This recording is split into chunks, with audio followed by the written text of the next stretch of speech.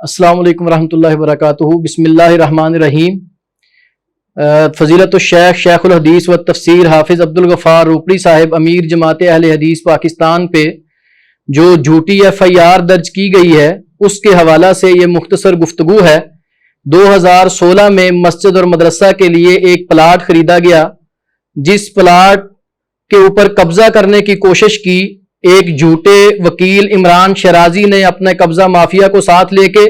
جب اس کو روکنے کے لیے ہم نے پولیس میں ایک درخواست دی، پولیس نے بجائے اس کے کہ ہمیں بلا کے سنتی بلکہ اس سے ایک درخواست لے کے اس کی بغیر تفتیش کیے، بغیر کسی SHO DSP SP کسی کو سنے بغیر پولیس نے ناجائز محترم فضیلت الشیخ حافظ عبدالغفار روپڑی صاحب حافظہ اللہ پہ اور ان کے چند رفقا پہ FIR درج کر دی۔ اس کے بعد ہم DIG آپریشن سے ملے تو انہوں نے کہا جی یہ غلطی ہوئی ہے پولیس سے اور یہ فوراً FIR جو ہے وہ خارج ہو جائے گی۔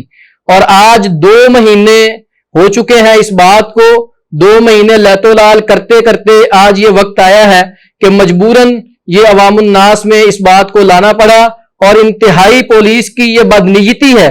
پہلے تو صرف اتنی بات تھی کہ FIR کو خارج کیا جائے، اب انشاءاللہ تعالی کل صبح 10 بجے احتجاج کی امیر محترم نے کال کی ہے۔ کل صبح 10 بجے CCPO آفس کے باہر بھرپور احتجاج ہوگا اور اس وقت تک وہ احتجاج جاری رہے گا جب تک FIR ختم نہیں ہو جاتی اور وہ شرپسند عناصر جو SHO اسلام پورا ہے اور جو بھی اس کے ذمہ داران ہیں اس FIR کے، ان کے خلاف جب تک کارروائی نہیں ہوتی تب تک احتجاج ختم نہیں کیا جائے گا۔ السلام علیکم ورحمۃ اللہ وبرکاتہ۔